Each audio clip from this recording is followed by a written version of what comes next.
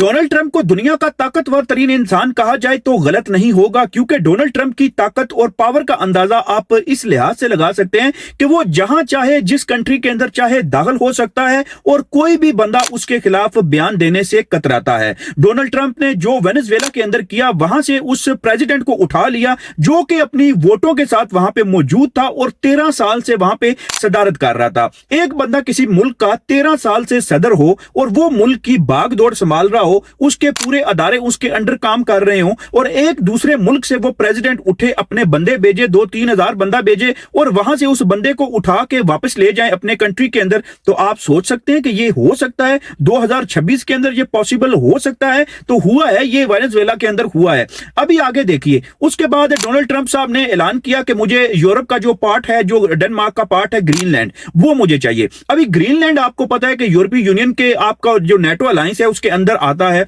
और Donald Trump ऐसे मुंह खोल के कह रहा है कि भाई मुझे ग्रीनलैंड चाहिए। उसके बाद यूरोप के अंदर काफी ज्यादा जो है वो चहमगोइयां हो रही हैं, काफी नाराजगी भी हो रही है, और यूरोप कहता है कि भाई हम वो ग्रीनलैंड का हिस्सा आपको क्यों दे, हम वो हिस्सा हमारा यूरोप के साथ लगता है और हम आपको नहीं देंगे। लेकिन डोनाल्ड ट्रंप साहब इस पे बाजिद है कि भाई मुझे वो हिस्सा चाहिए ही चाहिए, नहीं तो मैं कुछ भी कर सकता हूं, आपके लिए अच्छा नहीं होगा। अभी उसके बाद डोनाल्ड ट्रंप साहब ने यहां पे पंगा ले लिया ईरान के साथ, और यहां पे वो उन्होंने कहा है कि भाई आप ये चुप करके हट जाओ और हमें वहां पे अपनी जो है वो हुकूमत लाने दो, या जो भी व्हाटएवर उनकी मर्जी का कोई बंदा लाने दो। तो इनका ये वतीरा शुरू से रहा है कि किसी भी मुल्क के ऊपर आपने अगर इनडायरेक्टली कंट्रोल करना है तो अपनी मर्जी का बंदा वहां पे लाके बिठा दो। कोई बात समझ आ रही है, कोई स्टोरी याद आ रही है कि उस अपनी मर्जी का बंदा वहां पे बिठा दो और जो बंदा बात नहीं मानता उसको हटा दो। अभी मैं इससे ज्यादा खुल के क्या बात कर सकता हूं। वहां पे उन्होंने अपने जो शिप्स वगैरह हैं वो भेज दिए, अपने रॉकेट शाकेट तैयारे शारे सारे उन्होंने जो है वो मिडिल ईस्ट के साथ में लगा दिए हैं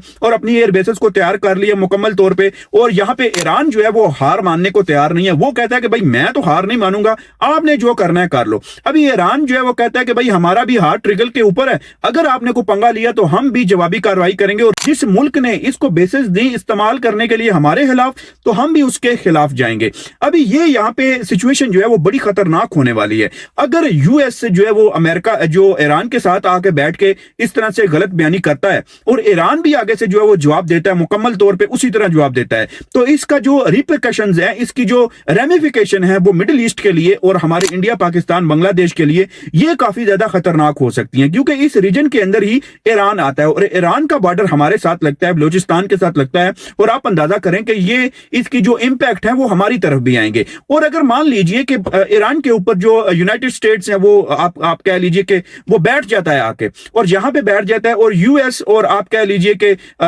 ईरान का इत्तेहाद हो जाता है, तो फिर हम ये समझेंगे कि पाकिस्तान के साथ वाला जो मुल्क है, जो बॉर्डर के साथ मुल्क है, वो आप समझ लीजिए कि वो अमेरिका ही बैठा हुआ है वहां पे। तो फिर हमने क्या करना है कि हम भी फिर वो आप कह लीजिए कि वो जरा दबक के रहेंगे। तो फिर आप अंदाजा लगा सकते हैं आने वाले 10 साल के बाद या 15 साल के बाद सिचुएशन कैसी होती है, कौन सदर होता है, कौन वजीर आजम होता है और कैसे कैसे इस्तेमाल होता है। ये भी सोचने वाली बात है, और फिर उस वक्त क्या डिमांड होंगी, उस वक्त क्या चीजें जो है वो सामने होंगी, ये भी चीजें जो है वो देखने वाली हैं। तो आपको ये जो अभी जो नजर आ रहा है मिडिल ईस्ट की सिचुएशन नजर आ रही है, ये आने वाले टाइम में काफी ज्यादा मुश्किल होगी, मजीद मुश्किल होगी, जिसके बाद आपको बहुत सारी और भी चीजें अपने माइंड में रखनी पड़ेंगी, और उसके बाद अल्लाह करे कि ये कोई इस तरह कोई इतना खतरनाक जो है वो तरफ ना लेके जाए, ताकि सारे लोग जो हित्ते के लोग हैं वो महफूज रहें। नहीं तो अगर मिडिल ईस्ट की तरफ ये चीज आ गई तो वहां पे हमारे कितने पाकिस्तानी काम कर रहे हैं, मजदूरी कर रहे हैं, तो ये सारी चीजें इंपैक्ट हो सकती हैं, गलत हो सकता है। इस चीज को जितनी जल्दी टेबल टॉक से सॉर्ट आउट किया जाए वो बेहतर है, और हमारे जो उम्मत मुस्लिमा के जितने भी